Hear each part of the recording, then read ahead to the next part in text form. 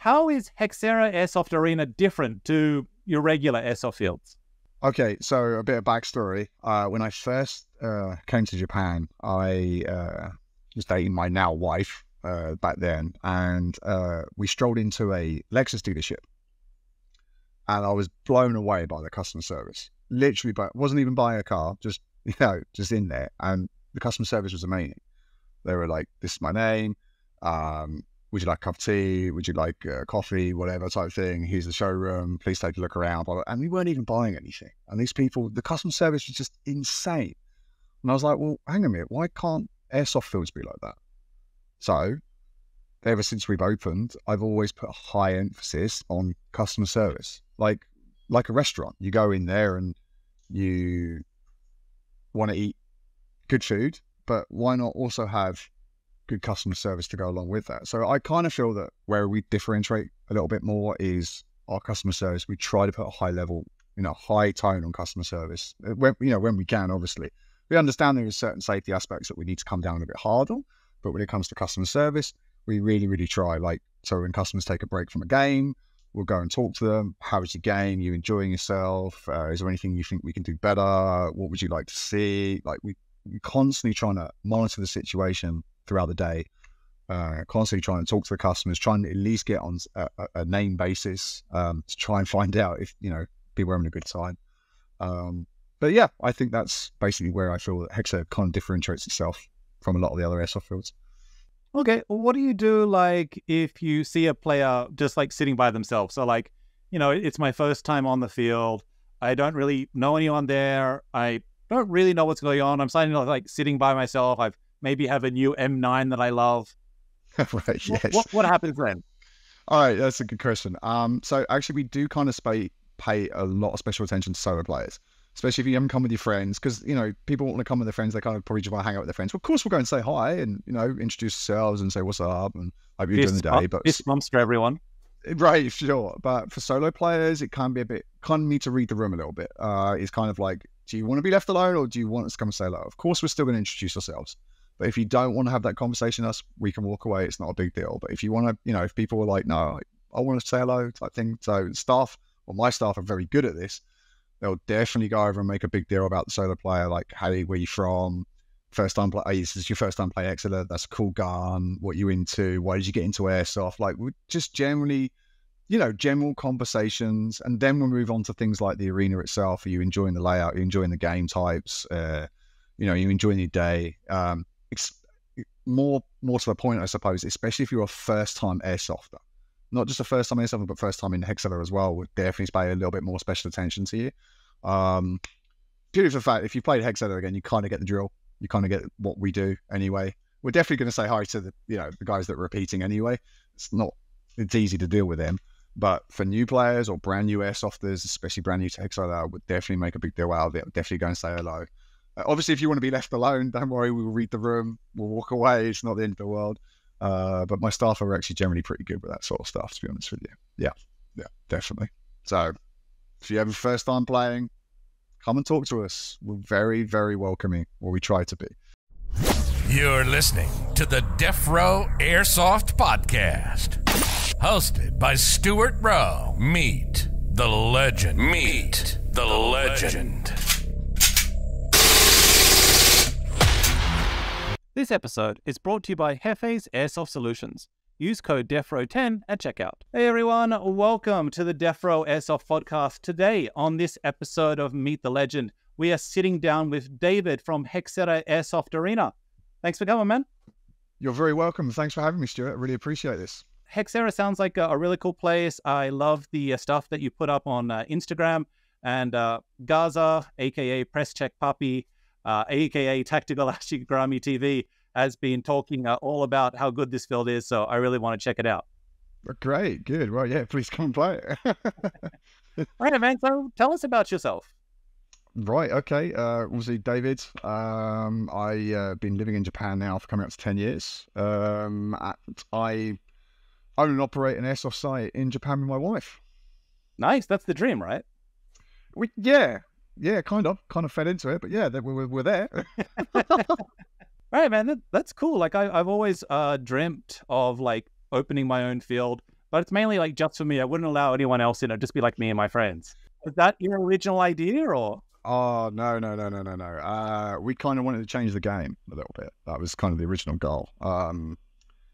We kind of found that where can Airsoft benefit people? How can Airsoft benefit people? It was kind of like, well, we need to try and change that. So we kind of focus on the teamwork and communication side of things. That was kind of our original goal. We really wanted to push the whole like teamwork and communication skills with people and all this sort of stuff. Not necessarily like how to move and manipulate weapons. It was more about how to build a team, how to effectively communicate within the team and all this sort of stuff. That was originally our goal. And it still is today. It kind of still is our main focus point of what Hexera is really about. Pushing the community in that sort of direction type thing. Nice. Do like people like run comms, or are you talking about like hand signals, or what type of communication are you using? You name it, everything. Just like yeah, well, we do everything really, to be honest with you. Like most customers sort of like, before, a lot of people, when I was playing Airsoft originally before, not many people really would say anything. They wouldn't really talk. Yeah, it's a silent game, especially bushland. Bushland is quiet. Exactly right. And like when I'm sitting there playing the field, I'm saying like, there's enemy forwards, enemy right, enemy left, enemy like 10 meters, right barricade. I'm humming and I was constantly. You're the radio man.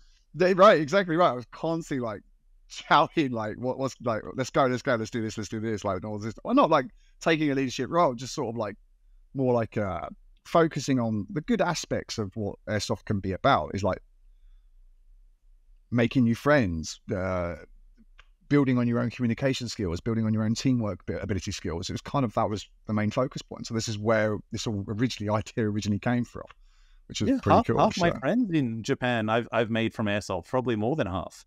But yeah, like I found like in Japan, it's really difficult. It's not really difficult, but it's almost rare to see teamwork. So you'll see squad work, and like I'll show up with my squad and we'll all have comms, or we'll have hand signals, we'll communicate plays, but it's only with ourselves. And I've noticed that a lot of the other players will only play in squads, and if they're not playing in their own squad, they're playing individual. They're not playing the objective. They're just, everyone's doing their own thing. And, you know, it's a skirmish, so you're allowed to. But the lack of teamwork, or not even lack, just like zero teamwork, is interesting. It's not good or bad, but it is, it's weird. Yeah. No, I'm on the same page with you there. It was one of the most bizarre things when I started playing Airsoft here. I was like, well, what's up with this? Like, no, this has got to change, bro. Like, it's an individual sport that unfortunately has teams. Right. So where's the team play? Or where's the teamwork? Where's the communication involved in that? Like, yeah, I understand you might want to be a solo player and you want to drop in some pub games and all this sort of stuff. And yeah, that's fine. But why not make a new friend there? Do you know what I mean? Like, why not try that? Like, I have the answer to that, but I don't think I could say that on live. Okay, I got you. I'll tell you after the podcast. Yeah, all right, okay. I have a good answer for why 30% of people can't do that. All right, that's good. Yeah, I mean, well, you know, obviously it's building your own social skills as well, like your own individual skills as a person. So it was kind of like, well, let's try and build on that. Let's try and make an environment where people could feel comfortable with that. Let's try and build that entire system in place, not only just inside the field itself, but also in culture inside the field. Not just that, but also in the game types that we run. Like, let's build that team play, communication aspects of Airsoft involved in that, inside the field itself completely, and just embed it into our culture. And that's basically where it all came from, basically. That sounds incredible. That's exactly what you want. If you can play Airsoft with other people, like the force multiplier you get with teamwork is incredible. Exactly right. If you have 3 people in a squad, you can take out 10, no problem. Exactly right. I mean, maybe a little bit of backstory and why this came about. I am ex-British Army. So I got those skills from the Army itself, and then I've just kind of implemented that into kind of that environment inside the Airsoft community. So I thought I really enjoy that aspect of Airsoft. That's what I'm interested in Airsoft about. I really enjoy that, especially when I started learning the language as well. So when I started trying to speak Japanese, like, it was a really good way for me to start learning Japanese. So I was picking up really weird and wonderful words in Japanese that you wouldn't hear on everyday conversation. You've got like Engo Shigeki, exactly Totsugeki. right. exactly right. So, or techie, like I'm just Rudy normal. Datsu. Exactly. So some of these words, some of these words, there's so many different words that you can pick up in airsoft just purely from that aspect. So I thought that was really cool. Like I could pick up a new vocabulary effectively That you can inside. never use outside airsoft. Yeah. Wait, well, not really, unless you're kind of a bit weird. I'm sure you could find a way to put some airsoft terms into a business meeting. Like I'm pretty sure I can put like smoke out in a business meeting somewhere. Yeah, that'd be cool. Oh my God, that'd be so cool. I go to lunch, I'm smoking out. Like, this would be so cool. Yeah, that'd be really cool. Yeah, I'd like to hear that actually, to be honest with you. That'd be so dope. But yeah, no, so that's basically where this was the heart and soul of where it all came from. That's literally where it all came from that sort of side of things. Nice. All right, so I think we can like skip the first question because I think we've kind of already touched on that. So let's jump straight into the second question. I apologize. What was the first question? All right, well, we can I'm go not to joking. What was the first question? Where was the first question? Well, seriously? First question. How did you first get into airsoft? And what made you decide to open an airsoft field in Japan?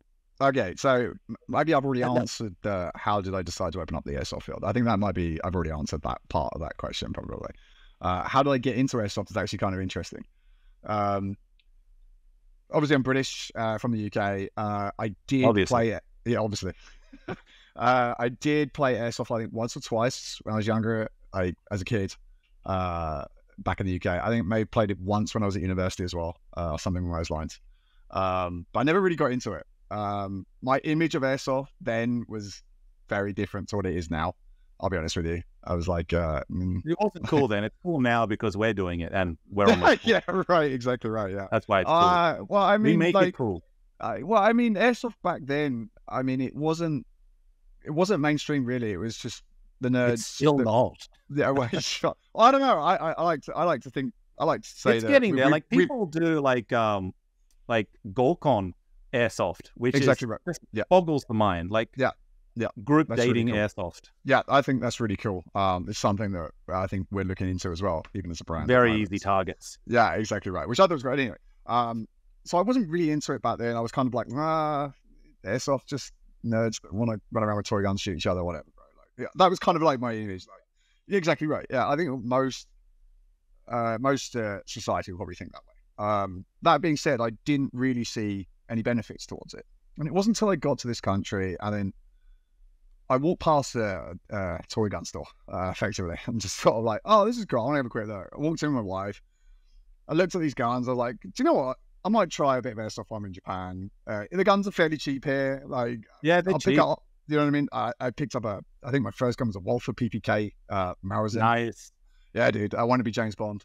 Fixed slide or moving slide? No, Marazin. It's the blowback, gas blowback version. So, but you know, I'll go and play. I'll go and try one game. I'll go and try it out. The gun's cheap. It's not going to break the bank. You know what I mean? So I'll go and try it. So I started playing. I ended up meeting some people there, and all these guys, or most of these guys, were either current military or ex-military, and they were like, "Dude, come play with us more often." And that's pretty much the life story right there. So I just got into airsoft that way, basically. I missed the camaraderie. I think that was partly it. Camaraderie is great. Yeah, camaraderie. It's being an international guest in this country. It's kind of hard to make friends sometimes. So I end up meeting some guys. We end up going hanging out. Just get some pit fighters. You'll instantly make friends. Yeah, right. Actually, people just come up and talk to you like, "What are those glasses?" Yeah, right. Exactly. Yeah, I can imagine that. To be honest with you. So yeah, that's pretty much how I got into airsoft. Effectively, that's how I got into airsoft here. So I had a similar thing. So when I started playing 20 years ago, it was with the U.S. Marines from the embassy in Tokyo. So I was playing with them, and there was a mercenary. He claimed he was a mercenary. I never actually saw him in combat, but he would always disappear for like a month or two and then come back and have lots of money. It's like, what do you do? He goes, "Oh, I'm PMC." I'm like, all right. I wasn't going to like fact check him, but playing with him was fun too. Okay. Well, I mean, yeah, there's all sorts of people that play airsoft, not just military guys or law enforcement or anything like those lines. There's loads of. But the military guys are fun to play with. Yeah, to be honest with you, they just did it just have a bit of fun. You know what I mean? So, I mean, that's originally how I started out. I just want to have a bit of fun, just blast them around. I mean, there was so much of a mixture in my original group. There was US military, JSDF, British, Australian, New Zealand. Yeah, it sounds like we're in the same group.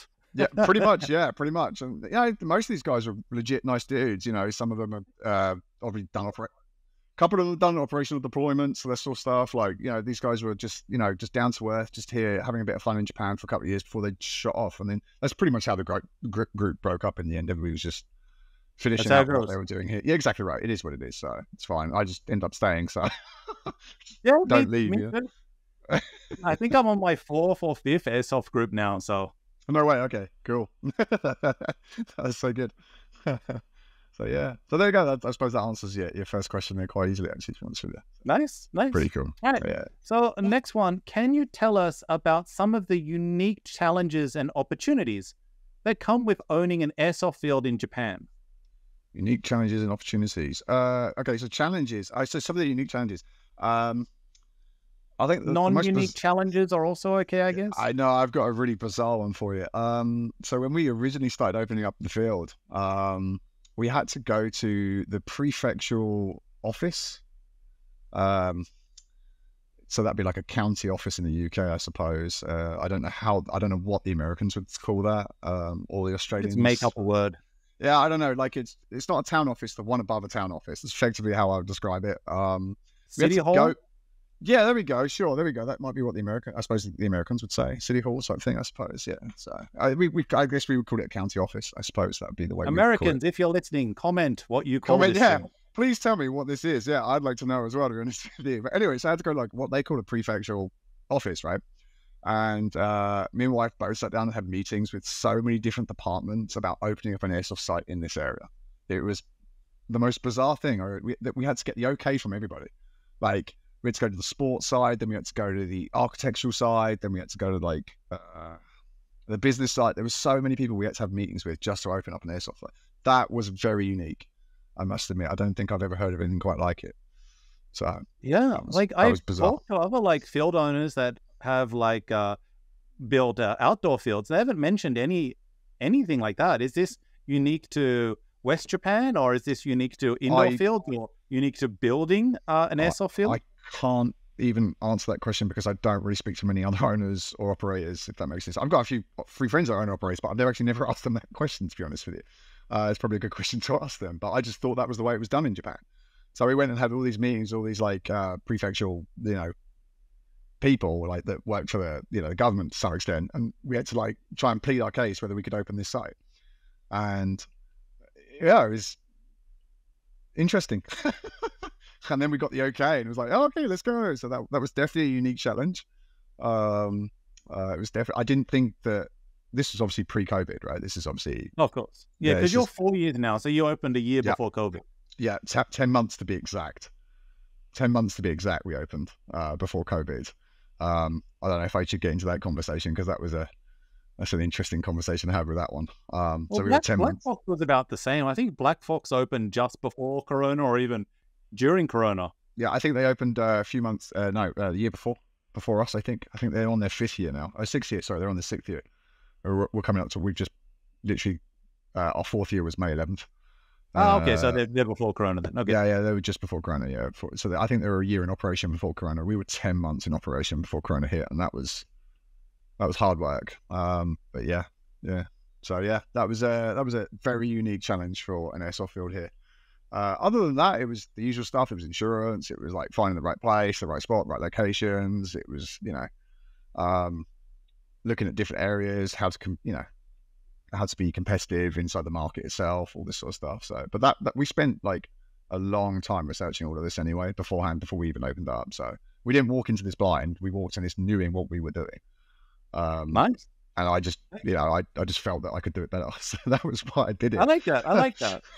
Like, it's a Steve Jobs quote. It's like, to be able to change the world, you have to be arrogant enough to think you can. Yeah, I know that sounds a bit arrogant, I must admit. But I've played a lot of different fields in the area that I'm living in. And I just like, do you know what? I could probably do this a lot better. I'm going to do this. So that's what I did. It's like, spoke to my wife. She was like, yeah, let's go. Like, all right. He's like, yeah, you can definitely do it better than them. Yeah.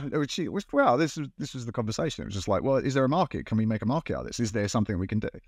My job at that time, I was working for quite, I won't name names, but I was working for quite a middle-level Japanese company, let's just put it like that. And at the time, I was just dealing with that sort of stuff, and I was learning Japanese business at that time with them. So I was just trying to pick it up through there, and then that was it. That was where it all came from. So all my background, my FAR background, my current history, all this, I just kind of all wrapped into one go, and I was just like, yeah, all right, I can do this. Let's go. Let's do this. So nice, dude. It's a good attitude. I like it. Appreciate that. All right, appreciate that. One thing that I want to ask about, so I've talked to like different fields and stuff in Japan, and some fields have like a really strict rule set where they'll have like no running and stuff like that. Sure. Now, I've also like talked to some like American field owners and stuff like that. Now, for the Japanese fields that are no running, is this related to like liability or something? Does the liability go up if you can run around the field? If you're only walking, does it change your insurance or something? Or okay, to be honest with you, I probably can't really answer that question. If you want my personal opinion, how we do things at Hexera is like you kind of sign a waiver when you register with us. Like if you register to play with us, you kind of sign a waiver. Every airsoft build, you have to sign a waiver. That's common. I mean, we have insurance. We have insurance, obviously. We have like business insurance and all that sort of stuff. We have insurance for what we do. Like it's not there's nothing dodgy going on there at all. But we do have like waivers, like because we allow running inside the field, inside the arena. Yeah, we allowed it. So if you want to run your nuts off, obviously just don't run into our barricades, please. I appreciate that. Yeah, I like that rule at 41. So you can run as fast as you like safely. So if you trip over and smash a barricade, you get a warning. Yeah. Oh, okay. Well, we don't do that. I mean, we just say, look, if you break a barricade, I can replace the barricade, but I can't replace you. So that's how we phrase it there, basically. Like, just please don't break our barricades. Like, if you're running stupidly and you're being an idiot inside the field, obviously we're just going to remove you anyway. Like, that's just an obvious note. If you can't be safe with yourself, clearly you cannot be safe with other people. So we just remove you anyway. But, we give a lot of people a benefit of the doubt. Like, obviously you're running and then you don't want to get shot and then you slide into a barricade. Like, all right, it is what it is. Make stronger barricades. So, yeah, this is literally how we learned to make barricades, actually. Like literally this is how we did. We literally tested it that way. I was playing at some fields in Tokyo. Like I remember the first time I played indoors after playing outdoors for like 10 years exclusively. Right. And outdoors airsoft is very, very active. And when you transition to indoor airsoft, and this was at one of the fields where you're not allowed to run. Right. Okay. I was having a very, very difficult time. So like I would try to like slide into cover, I would get reprimanded. I would brace up against cover and like move the cover a little bit because like made of paper. I would get reprimanded.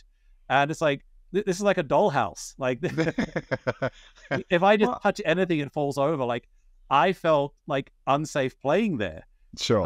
That and I hit my head on everything. Like, yeah, I do that. Everything. I'm 185 centimeters. What's that? 6'1", 6'2". I hit everything, bro. Like that's why I constantly wear a bump helmet when I play these days. Like I even hit my head on my own field. Like it's kind of crazy sometimes. So, but I get it. We allow running because at the end of the day, it's fun. It's a sport and it should be allowed. It's sport, hobby, however you want to describe it. There is some physical fitness to this that you have to have, I think, to be honest with you. I'm going to cut it right down the middle and I'm going to say Milsim is a hobby and an activity. I'll say speed soft is the sport, and airsoft combines everything. I got you. I'll make a Venn diagram. You see that my argument is why can't we put them all together? Like that's where my argument you can. That's mil speed. That's like a separate thing. Yeah, dude. I like the sound of that. Mil speed, that sounds dope. It's very hard to say mil speed in Japan because so mil speed is basically fast CQB indoors in full kit. But in all the indoor fields in Kanto, people wear Under Armour or active wear like gym clothes. Right. All of the gyms, there's no kit. Some people might wear a plate carrier, but it's basically making the smallest silhouette possible. And then, being fast or slow, but it's not mil speed. Mil speed.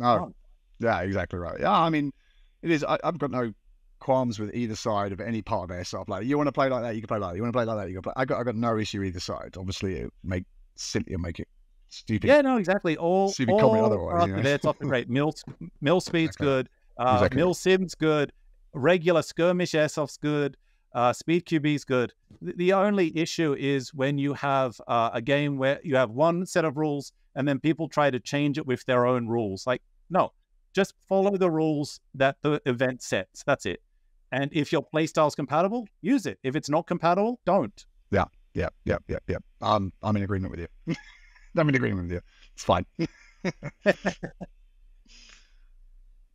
All right, let's jump into the next question now. Go for it. Can you discuss any interesting or memorable moments that have happened at your airsoft field? Yeah, I can actually. Good. What one really sticks out to me. So when we first opened, we started running these like basically training days. They were more designed and more like Denzel Washington. Yeah, sure. Like Denzel Washington. Yeah, sure. No, these training days were way more focused on teamwork and communication skills. That's all we've always been about. Like, no, this is what we try to push. This is kind of what we're into. This is what we feel is the most enjoyable aspect of ourselves, right? So we started doing this. And we had this one customer who kept coming to them all the time. Every month we were running them, he kept coming. And then Wait, was it Plaza? No. I think he went to one of them. We did one in Osaka, I think. He went to that one. He did two. Sorry, he went to two, I think. Yeah. Anyway. He was telling us about it on the weekend. They sounded pretty good, man. Oh, they were great fun. Like we do loads of cool stuff. Well, we try to do it. We mix it up. You know, we just try and mix it up. But the main focus is not necessarily about skills. It's more about your own individual teamwork and communication skills. Like, this is what it's really about. We just add in things that can be fun to use and aspects that I've picked up over my time, not just in the military, but as a cadet instructor. So I did quite a lot of that sort of stuff back in the day, and I've kind of implemented them into this sort of style stuff, right? So we do these little training days, and we do this, and we had this one customer, actually not just one, we had a few, but this customer kind of stuck out to me. And he messaged us one day, and he says, I just want to say I got promoted in my job because of you guys. At first, we kind of like, what do you mean by that? Like, well, I got to learn how to talk to people and how to actually socially interact with people correctly, like nicely, in a nice way, and build my communication skills while talking to these people. I'm now a supervisor, and I can now delegate jobs in the correct way to people, and I've kind of blossomed at work now because of that. So I just want to say thank you very much. And I was just like, wow, okay, there we go. So I didn't expect incredible. Yeah, I did not expect it to go that nice far. Work, man. Yeah, thank you. Appreciate that. It's actually one of myself and my wife's kind of like, we're very, obviously I'm not going to mention anybody's names, obviously. Yeah, keep names out of it. Yeah, exactly right. But it was one of our proudest days where like someone's getting promoted at work because they could learn how to talk and communicate correctly and actually delegate jobs, and like got promoted to supervisor. He's loving his work now. He's having a really good time. Before, he was such a shy guy, difficult talking to people, difficult communicating with people and all this sort of stuff. And he tried to do it through airsoft. He tries to level up his own individual self skills. Nothing to do with weapon handling, nothing to do with weapon manipulation, nothing to do with... It's people manipulation. Right. Exactly. So he managed to pick that up. I mean, obviously, like, you know, I don't know. That is what I've always felt that we were about. And I just think that's wonderful. So that was... I love that. I've got some friends in like fields in America that are like doing similar things. How like they're using airsoft for like outreach for like at-risk youth and stuff like that. Wonderful. The amazing things that you can help people with and teach people and just really benefit the community by, you know, airsoft. It's incredible. Yeah, and it it's can be much more than just a game where you have adults shooting BBs at one another. Like, really, when you go and play airsoft, if you're playing from 9 to 5, for each hour, you'll be in the field maybe playing for 15 minutes. Yeah. And maybe then 45 minutes is not playing, where it's just shooting the shit with your friends, reloading your guns, telling jokes, and just hanging out. Yeah. Or even better, just telling your friends, wow, I just got shot in my bum or I got shot in the nuts. Yeah. Like, dude, that sucked. Like, it was so much fun, but it sucked. Like, yeah, I get it. I get it. I totally get it. And the camaraderie is great. The team building is great. And when you can focus on communication skills, like, that is so important. So I can definitely see the advantage then that the Hexera brand has for people. Yeah, we try. I'll try to send some of my students that way. Like, that could be really useful. Do it. We've had private training days where we've got companies in to like do a whole like team building experience and all this sort of stuff through Airsoft, all through Airsoft, like how to communicate correctly, even under high pressure, right? So it's high pressure training, basically. It's you personally hold a gun to everyone's head. No, I just scream and shout at people. I scream and shout at people, and they just, you know, all this. No, I'm joking. We do a lot of things. We do a lot of different things. And you know, we've had kids in. We do kids days as well, obviously, at the field and all this sort of stuff. And we teach them proper gun management, gun safety, all this sort of stuff, and they try and level up in that sort of way. And like they're coming down the staircase or whatever it is before they walk into a safety area, presenting the weapon in a safe manner and walking into, I say weapon, sorry, airsoft gun, sorry. Presenting the airsoft gun in a safe manner. Airsoft toy. Yeah, right. Okay, yeah, sorry. I need to be careful what words I use if this is going on YouTube. So I just realised, like, Excellent. Yeah. So, you know, it's these small things where you got, like, you know, building the community. Like, that's what it should be about. Do you know what I mean? It's building not just community, but person's own individual skills. I think it's great. People learning by themselves. It's great. So I really dig Airsoft in that manner. So. Dude, I agree, and I really applaud what you're doing. That's really cool. Appreciate that, brother. All right, next question. Can you describe any changes or updates that you have made to your field over the years, and then how they've impacted the player experience? It's layout. Okay. When we first started, I tried something that didn't really work that well. I mean, it worked, but it wasn't amazing. Does that make any sense? Was it a maze? I hate indoor mazes. It was maze style. It was a maze style. Ooh, maze style. Maze style with... it's just friendly fire. It's all friendly fire. It was barricade, like in position with different angles and all this sort of stuff. We tried all this sort of stuff at the beginning, all this sort of stuff. And I realized that I was probably doing it kind of the wrong. So this is where coronavirus actually helped us. So I'll get to that in a minute. So when coronavirus hit, I was like, I need to do better here. I don't know what we're doing wrong. So what I started doing was I started learning computer game leveling design or level design. Yeah, level design is actually really important for designing a good airsoft arena. Right. So I went back to the days of Call of Duty. I started looking how they were designing Call of Duty, sorry, Counter-Strike. That was what I originally started with. I started looking at what Counter-Strike, the groups at Counter-Strike, what they did with their level designs, what Call of Duty did with their level designs, Battlefield did with their level designs. I started looking at mainly FPS games because obviously I would have gone back to Quake. Yeah, Quake right. Some. I didn't look at Quake.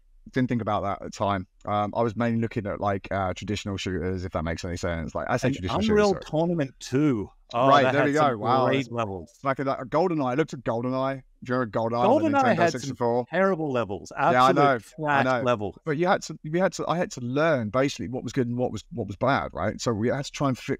Basically, what the goal is a never-ending loop. That's what you want to try and make, a never-ending loop, right? That was the goal that I ended up learning about. So I ended up trying to level design. So throughout coronavirus, not only did I learn how to use a MacBook, by the way, and I learned how to use, Final Cut Pro, there we go. So I ended up learning how to so I ended up learning how to video edit effectively. So check out the YouTube channel. I can send this podcast over to you to edit, then I don't need to do it. Yeah, right. So I ended up learning how to video edit throughout coronavirus, and I then ended up learning how to level game design. Not like on like a professional level, but I ended up learning what works and what didn't work. So I ended up trying to redesign or reformat exactly how we do things now. So now our entire level or layout design inside Hexera is literally based off of computer game first-person shooter level design. That's literally what we end up doing. Like angles of fire. I would have that as your branding because I didn't know that about Hexera. And if you told me like it's based on FPS, like it's based on this Counter-Strike field, like I would go there. Like, all right. The new layout, the current layout that we have now is literally based off Call of Duty Modern Warfare 2. One of the matches on Call of Duty Modern Warfare 2 because it works and it's playable and it's repeatable. So we had to look at it not just as beginner players but also our repeat customers. Can the field be playable on a weekly basis? Like, do I want to come back to this field on a weekly basis? Do I want to keep playing this field on a weekly basis? Do I, the owner, want to play this every day? Like, that's how I need to look at things. So I need to look at things like what computer games can be addictive because they can be repeatable. So we try to keep obviously balance in mind when we obviously you got to remember the layout is not going to be exactly the same way as Call of Duty things or Counter-Strike did things or anything like that. We're going to apply the same principles. We applied the same principles. Exactly right. This is what I learned over Chronovice. So I applied those principles into every layout design we did. Yes, there are some aspects of a game level design is in there, but at the end of the day, it's an airsoft field. So we have to make things viable for airsoft as well. So lines of sight, angles, this sort of stuff. We had to try and build that and implement that over time. So yeah, I think that's one of the biggest things that we've ever done, to be honest with you. So every time we change the layout every 6 months. Every time we do change the layout, we try to implement different ways of doing things with level design, all this sort of stuff. So yeah. I like that because I'll play like the same field maybe once a month because I like to play lots of different fields. So sure. Playing the same field 6 times, yeah, that's nice. It's enough to really get accustomed to it. And playing the same field for a few years is boring. So yeah. And also like when you change up the field every week, which other fields do, yeah. It's stressful because you have like a path that you want to take, and then you can't take it. And you're like, I have to go. Then you get shot, and you have to keep relearning it. But you feel like you already know it, so it's kind of stressful. Sure. But like every 6 months, I like that. Yeah, well, we do it. I think that was the happy medium. 6 months was kind of where the happy medium was. It wasn't where the repeat customers were then kind of learning the map to a point where they're totally destroying any new player that walks in through the door. You know what I mean? That was kind of where the balance was a problem. It's balancing repeat customers with beginner players. Like can a beginner player kill a repeat customer easily? Like, it's basically where we have to find that balance. Let beginner players use shields. Not full-size riot shields, just the Captain America shield. Captain America shield. Then you get arguments about it being too overpowered and all this sort of stuff. You got to find some sort of... You can only use it like on your first visit there, and playing shields is so much fun because... Oh, we do. We actually have a shield game. We actually have one. And we always usually give it to the first-time customers. We always usually get it. Because the repeat customers know what they're doing. So they're like, no, it's cool. You can have it. So it's fine. So when you're a boss with a shield, it's fantastic. Oh, yeah, dude. Don't know it. I got some really good customers that play at Hexera that are a demon with a shield. An absolute demon with a shield. They got their Glock, they got the shield, they just run with Glock. Not only Glock, but they got one of the long ass magazines that they got. You got the extended mag, or extended you've got the mag. mag. Some of them even got drum mags for a Glock 17. Just running around capping on people. I was like, bro, let's go. Like, put that stuff on Twitter, bro. Put that stuff on Twitter. Don't put it on Twitter. Yeah. Oh, yeah, right. Yeah, don't put it on Twitter. Yeah, put it on YouTube. Yeah, for sure. But yeah, it's pretty cool. You'll be criticized. Someone will have a different opinion than you. Yeah, definitely. Yeah. But now we just end up giving the shield to the new customer. Like, go nuts, don't kill the repeat customers, have a good time. It's that sort of stuff. So I like that. Yeah. And now for a commercial break. Are you looking for a company that puts the community first? Look no further than Hefe's Airsoft Solutions. The founding principle of Hefe's Airsoft Solutions is to offer a way for players of all types to get the greatest experience possible. Their passion is making a difference in local communities and serving each of their customers with the utmost respect. Become part of the conversation by joining hundreds of fellow airsofters in the Discord server. There, you can find out about upcoming events, sales, giveaways, and more. Join us today and start enjoying all that Hefe's Airsoft Solutions has to offer. Together, we can make a difference in our community. And for listeners of the podcast, tap into the power of the code Defrowe10 and save 10% on your next purchase at hefesairsoft.solutions.com. Some exclusions apply. The more you use the code, the more it helps the podcast. Okay, back to the podcast. All right, man. So how do you attract and retain players at your field? And what sets your airsoft experience apart from others in Japan? Oh, that's a really good question. I think social media is probably where we're at. I'll be honest with you, social media is literally a godsend to small businesses. Obviously, it's not the most... you can't rely on it, but the reality is it works. So we do a lot of things through social media. So we say things on social media. We post a lot on social media. Obviously, we got our homepage, we got Google and YouTube's and everything else and all that sort of jazz. But that's probably the main reason how we do things. We are literally... No TikTok. No TikTok. No TikTok. Sorry. Not our thing. I know my brain would melt if I start doing that. I've already got a low IQ as it is, so I don't want to start dropping my IQ points even more lower just by looking at it. Trying to make up the Hexera dance or something. Right, exactly. I can't do it, dude. I can't do it. It's just not my thing. Sorry. If you're a TikToker, go mad. I'm not bad mouthing it. Just I don't want to do it. Just not my thing. I'm sorry. Oh, no way. Okay. TikTok hates airsoft. Yeah. Okay. Well, there you go. I didn't know. It's getting better, but yeah, it went through like a time where just so many people just got like banned for airsoft content. So okay, that makes sense. Yeah. Well, I mean, Instagram's where all I'm the at. other SNSs now. Yeah, Instagram and Twitter's where I'm at. YouTube, I'm cool with as well. So, but yeah, that's one way. We did do the old way of like, we do a lot of well, we used to do it. We're trying to do it this year. We've just redesigned a whole load of posters and brochures and all this sort of stuff. So we're going to go around the airsoft stores in the area, on the airsoft community areas, and start putting up posters. Yeah, exactly right. So anybody walking in to go and try an airsoft gun or something, I want to go and try this place. So we got this sort of stuff. So the old way of doing things, and they've got the new way of doing things. So that's the way, I suppose, the way we attract customers. We don't exactly like phone people and cold call them and go, do we come play airsoft? Come try Hexera. Like, you know, we don't do that. Like if you told me, it's like, hey, you want to play airsoft? Yeah, okay. Who is it? Yeah, let's go. Who are you? So we don't do any of that sort of stuff. That would be, or like mass email people. We don't do any of that sort of stuff. No, nothing like that. I suppose, to be honest with you, attracting customers kind of word of mouth.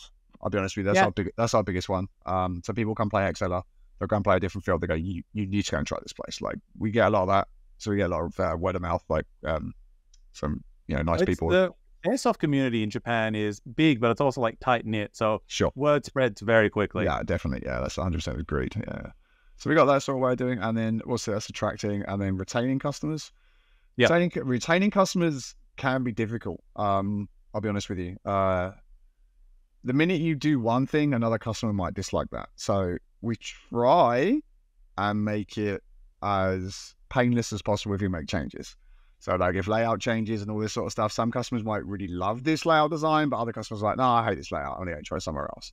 And they won't come for 6 months until we rechange the layout or something along those lines. Like it is what it is. Some of our rules as well, like we ban quite a lot of like electronic shotguns is one thing we ban, or grenade launchers, we ban them. Yeah, I know. But some people want to use these things. Like, it's crazy. Claymores, we ban those as well. We don't allow muskets. Claymores could be a bit dangerous indoors because you're going to trip on them and slide and stuff. Exactly right. We even have staircases. What's that? We even have staircases. We have 2 sets of staircases inside our arena. So, like, putting Claymores... I'm fine. Just grenades, I think, is fine. That's all we have. You guys don't need Claymores. Claymores are good for outside because you want to hide them in something. You want that nice long line of sight. You want 6 of them all together, all on the key fob. It's a beep.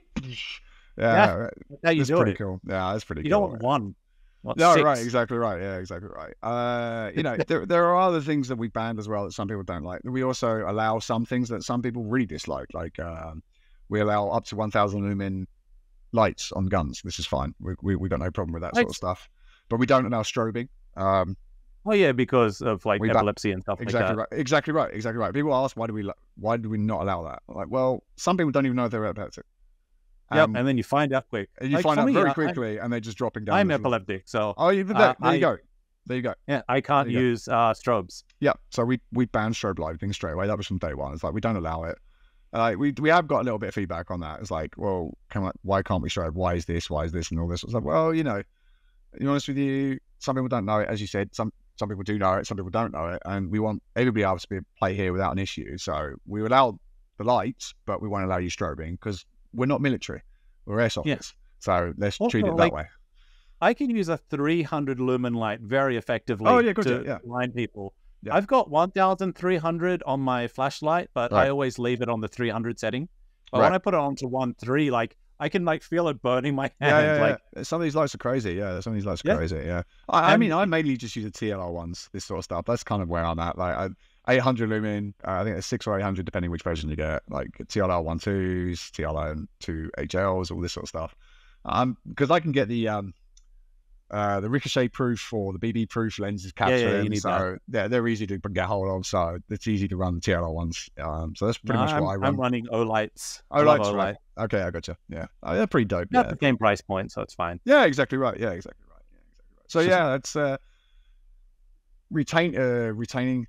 That's our conversation. Retaining customers can be difficult. But we do try, and we try to keep up with events. So we run a lot of events throughout the month, especially on holidays, like we do kids days, or we'll do training day, or we'll do an airsoft training day, that is actual airsoft training day. or we'll do like gas blowback only days or nice, yeah, thematic days. Great, Yeah. great. Handgun only days. We've even had themed one days in before. So when I don't know if you remember Call of Duty Cold War Black Ops came out. So we were like, I was playing it quite a bit of the day, and I was like, do you know what? I want to run a 1980s themed day. I'm gonna run it. Yeah. So that's what we did. So we allowed any weapon that was manufactured before the 1980s that could be played on the site and come in cosplay. So people were wearing all sorts of really cool 1980s like Miami Vice style stuff, and they all come into play. Yeah, that would be fun. I'd do that. Yeah, iron sights. We didn't allow red dots at all. We didn't allow tac lights at all. Like just any sort of old school guns. So we had AK-47s, Uzis. We didn't know we had a Glock. We had like a lot of M9s, 1911s, this sort of stuff. It was, the prototype MP5K. Yeah, dude, that long. That was so cool, but nobody brought that with it. A lot of people bought. A couple of people bought Galeos. A couple of people bought Galeos with them, which was cool. What else did we had? SLRs, fouls. A lot of fouls, if I remember correctly. M16A1. Right hand of the free world. Yeah, right, exactly. Is it the M16A1? I think we had one of the M16s. Can't remember which one it was. Yeah, you would have had the A1 that was like Vietnam and stuff. That's it. I don't remember when the A2 and A3 came out. I can't remember either, to be honest with you. But we literally, every time a customer walks in, we literally Googled like every single gun manufacturing date. Like, yeah, this is okay. Yeah, this is okay. No, this one's out. So, you know, somebody's nice. like, what about a Glock Gen 1? I'm like, no, that's... I remember them talking about Glock Gen 1s in Die Hard when yes, Die Hard the guy, Bruce Willis, gets confused and says it's ceramic and stuff like that, so it doesn't set off any metal detectors. It's that's not how it works, genius. Yeah. It's so cool. Yeah, it was a good day. So we had some really fun days. Like we had this sort of stuff. We do a lot of this sort of stuff. So we try to anyway. We try to do what we can. Please keep doing that. Appreciate that. If you want some unsolicited advice, which is my favorite form of advice, if you want to retain customers, two like really good maxims to use is add, don't replace. Sure. So if you can like add things to things without taking other things away, you can make everyone happy. But as soon as you remove something, that's where like all the dissatisfaction comes from. Yeah. But sometimes you don't learn until it happens in the future, if that makes any sense. Like we had to learn some of these things the hard way.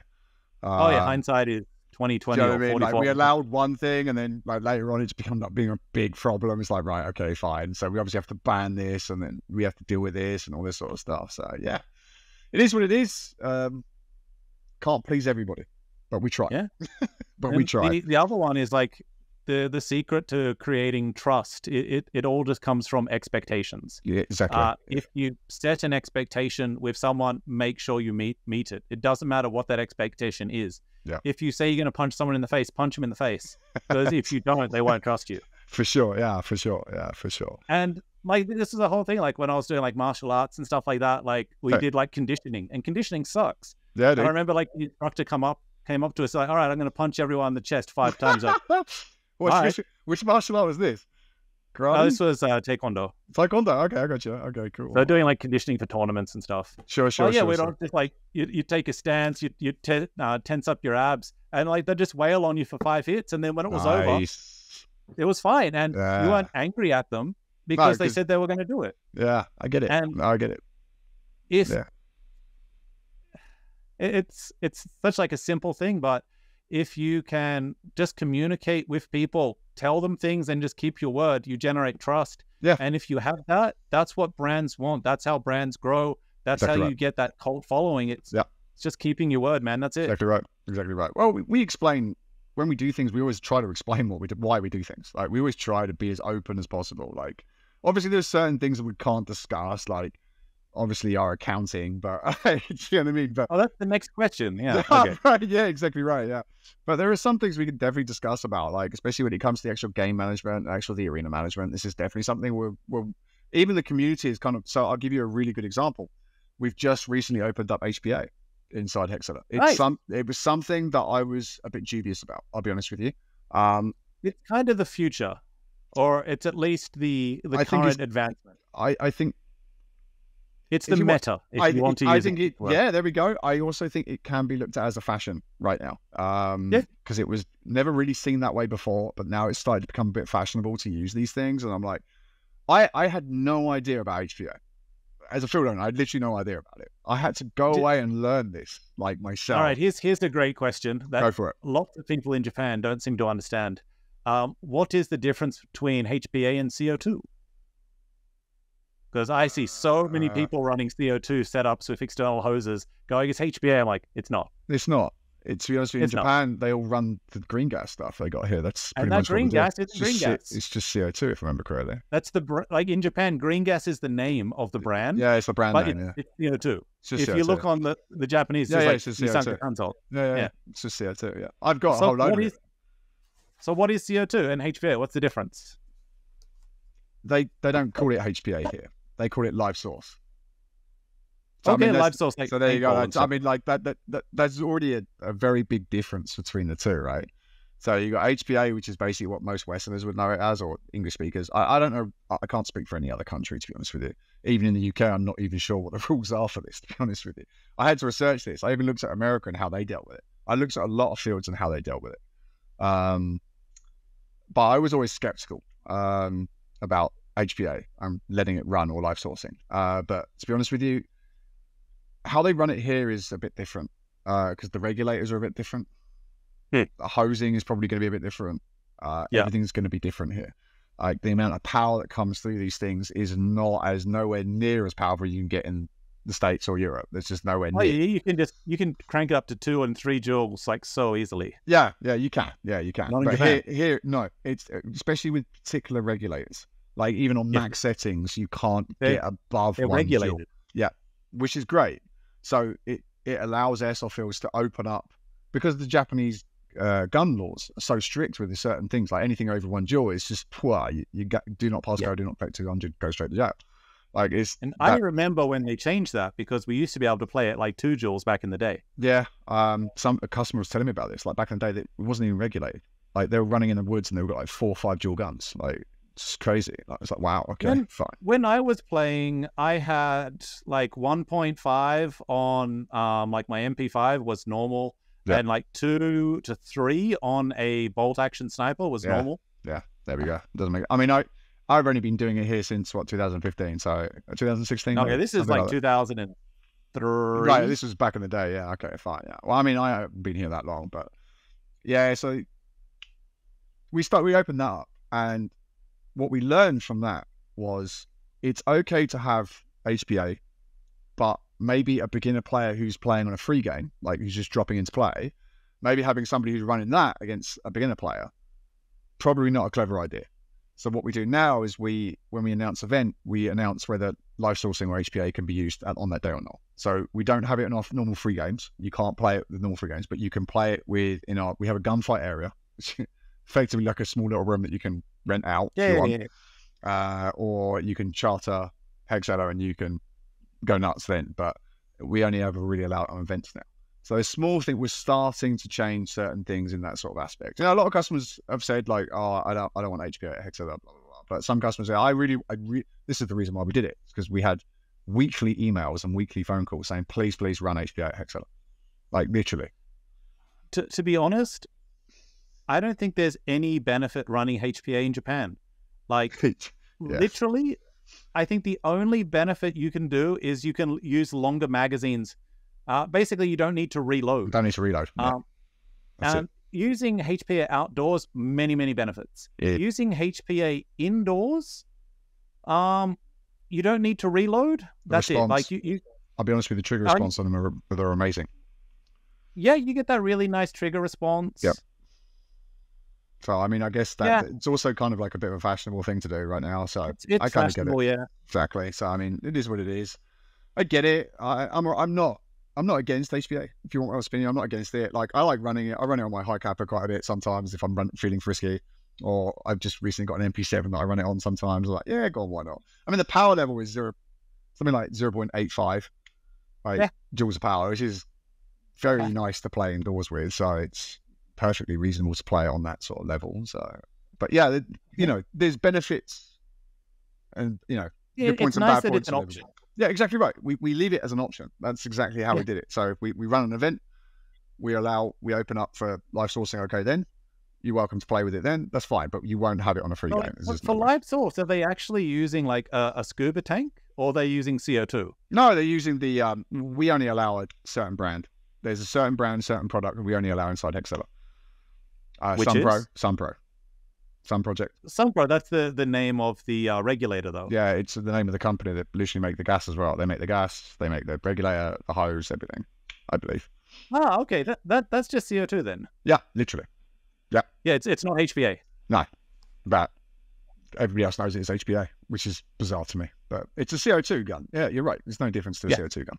You're right. Basically, if it's in the liquid form, it's CO2. If it's in the air form, it's HPA. That's it. It's the same gas, but the storage is different. It's different, yeah, sure. Well, I mean, this is it, isn't it? So, but yeah, that's the whole thing. Like in Japan, like the word HPA now just means like external source CO2. External sources, yeah, live sourcing, yeah, exactly right. Yeah, this is it.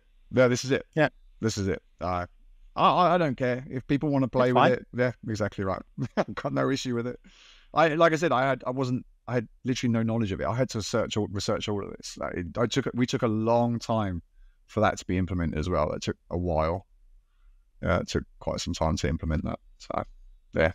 I just love the recoil that CO2 gives you. I'd love to get like a Kythera, put that inside a M4, and then put the CO2 canister into the stock, like the way like Jetbox has his M4 set up. Okay. But so many, I don't think any field in Japan would let you run that. No, not really. I don't think so. That's a bit dodgy, that one. You wouldn't be allowed to run it here, Hexera. There's no way. It has to be done inside the magazine. Because that's technically outsourcing, I guess. If that makes any sense. Yeah. So, CO2 guns are fun. I like CO2 guns. I don't really run them at the moment, I don't think. No, I don't actually. No, I don't run them. I run electric, or I'm a big fan of the GBLS series. Big fan of them. Big fan of the dash systems. Big fan of them. So I really like that sort of style of play. Yeah, so CO2 is cool though. I like CO2. Love CO2. Always got a CO2 gun. Yeah, M17 there, M18, whichever one you want to go for there. Yeah, I think I got an M17. And the range on this is ridiculous. I can shoot 40 meters with this. Like, really? No way. Okay. Wow, that's pretty cool. Yeah, it gets the same range as my rifles. That's depressing. That probably outguns my MPX now. It's probably a bit depressing. That's an electric gun as well. That's kind of crazy. All right, let's jump into some of the final questions. Go for it. So, do you think airsoft should be recognized as a legitimate sport in Japan and given more support and recognition? Oh, I'm always in two minds with this question. It's a good question, though. It's a good question. All right, so if it starts becoming... The argument on one side is if it becomes a sport, it's going to be regulated to a point where it just gets stupid. So good examples would be judo. Judo, when it became the Olympics, there are a lot of things were banned, a lot of things you can't do, and all this sort of stuff. So you got that sort of side of the argument. The other side is if it becomes even more regulated, maybe more people will play it. So there is two sides to that. Do you know what I mean? There are two sides to that argument, quite nicely, to be honest with you.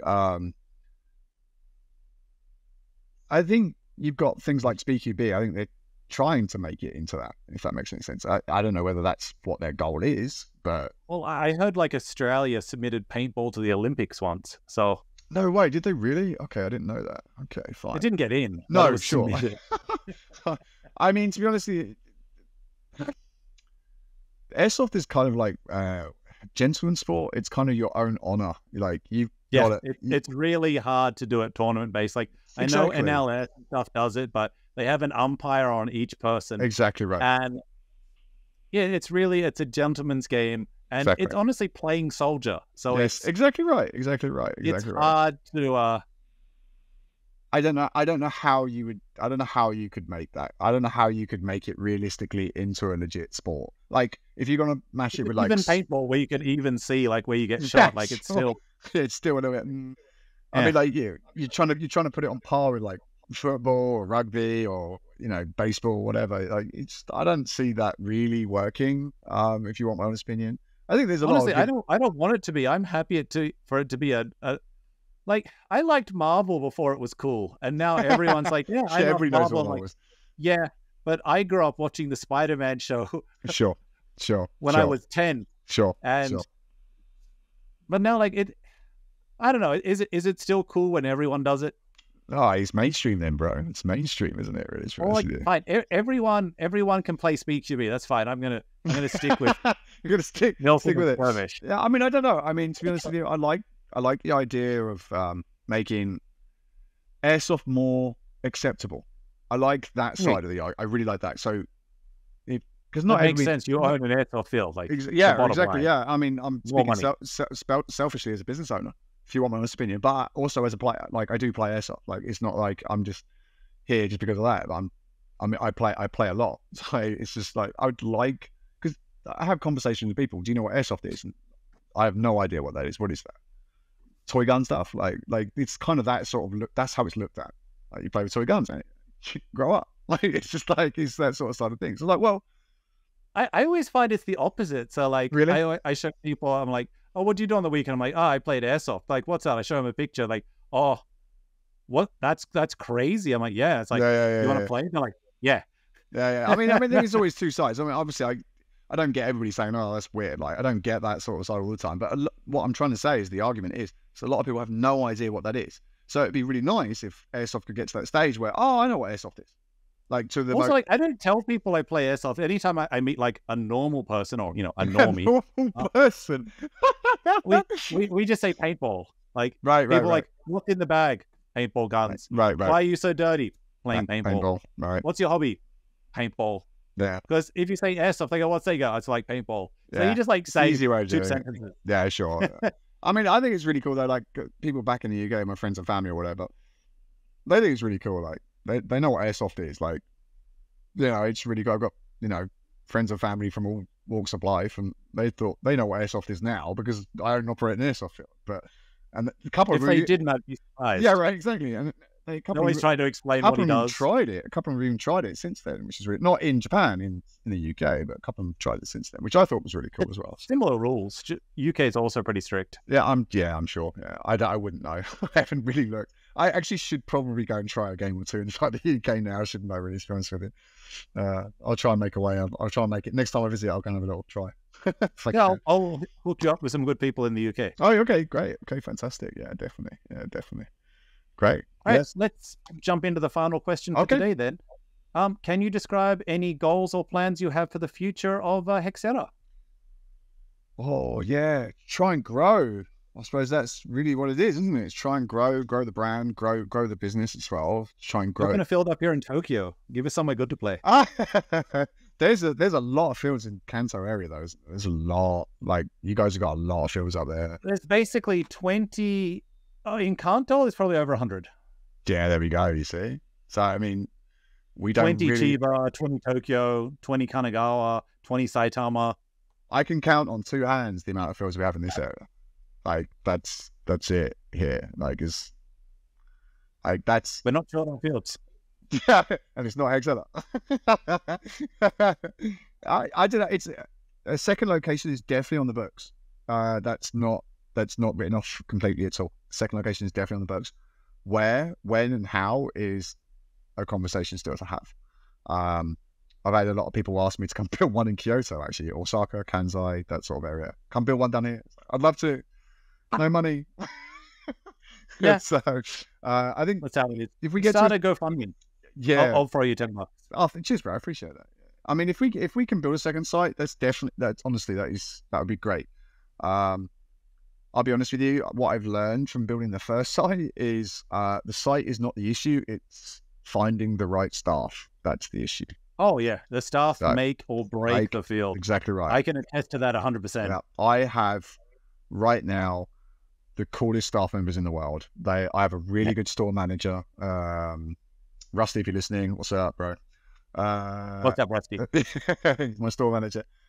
He's great. He's a wonderful human being. I've got a new staff member that started this year. Really nice guy, Choi.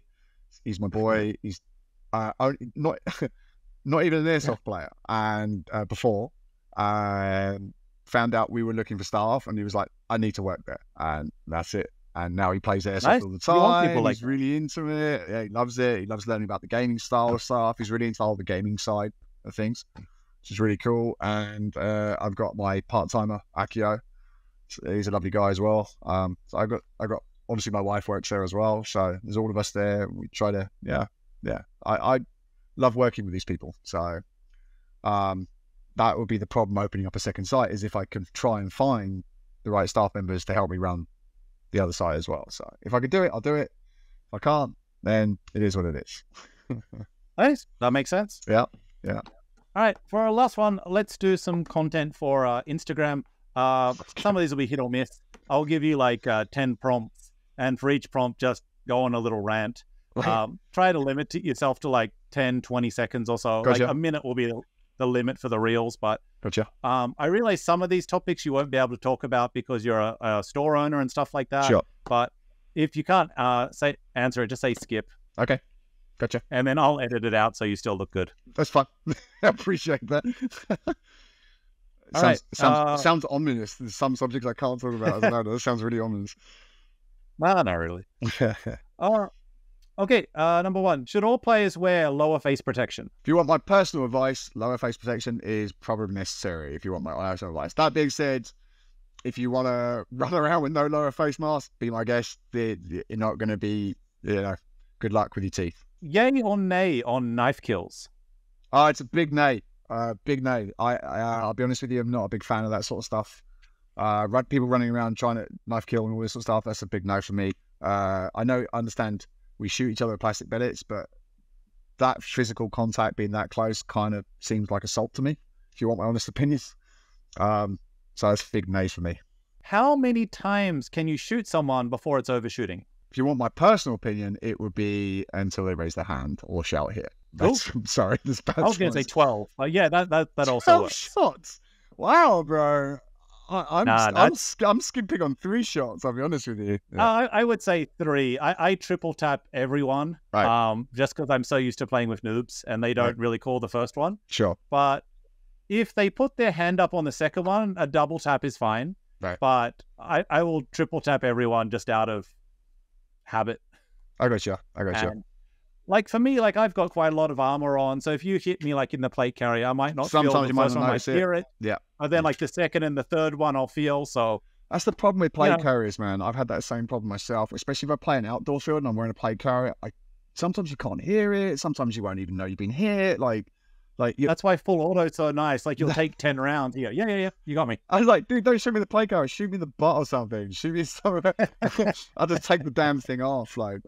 Sometimes I like the look of plate carriers. I like playing with them, but as the sports side of things, I have a real problem with it. I have a crisis of conscience with it, if that makes any sense. So exactly, you need to be wearing active wear. Exactly, yeah. Are plate carriers overrated? Yes, yes, they're overrated. Chest rigs, where is that for airsoft? Multicam is boring. Yes, multicam is hugely boring. I won't wear camo when I play. I won't wear any uniform when I play. I just play in jeans and a t-shirt. That's it. That's where I'm at. I get it. Like if you want to get immersed in the world, go nuts, bro. I'm not here to rain on that. But me personally, I won't play in any sort of uniform camouflage. Just not my thing. I like the civvy look, the civilian look. I think it looks really cool. Plus, I get to represent my brand when I play, so I'm all right with that. Playing real caps is more fun. Yeah, actually, I think that's a lot more fun to play because you get to mess around, you get to think about things a little bit more. You can't just run the gun as hard as you like. You have to really think about it. Yeah, I like that. I like it. I think it could be boring all the time if you just want to play the game. Like actually just play the game. Like you know what, high cap, drum mag, let's go. I want to go nuts. Fine, but every now and then, real caps is, it can be a lot more fun. Yeah, it can be a little bit more fun. Yeah. Adds a little bit more, je ne sais quoi. Yeah, that's the word. I like that. Go French with that. Yeah, I like that. Yeah, I like it. All right, man. So that's basically the end of the podcast today. For the last part, let's do a shout out. Think of like any friends, any teams, any sponsors that you want to mention. And go ham. The mic's yours. Okay, well, thank you very much. I'll probably just end up shouting out Hexera. Come check out Hexera Airsoft Arena. We're on YouTube, we're on Twitter, Instagram. want to look us up, it's everything Hexera Airsoft, all as one word. So Twitter at twitter.com/Hexera Airsoft. Instagram is exactly the same. YouTube is exactly the same. We're all on the same handle, as it were. If you want to come view what we do, you're welcome to. If you ever think about coming into Japan and want to come and play, we have English-speaking staff, including myself, obviously. If you want to come and try some actual, yeah, if you want to come and try some airsoft in Japan with us, you're very welcome. You'd be more welcome. Please don't hesitate. Contact us. I suppose that's it. I don't really have anything else more than that, really, to be honest with you. Yeah, that's about it. Nice. Well, hopefully I'll be able to see you on the field one day and shoot you. Yeah, let's go, man. I'm looking forward to it. I'd love to be shot. I love it. That's what I wake up for. This episode is brought to you by Hefe's Airsoft Solutions. Use code DEFROWE10 at checkout.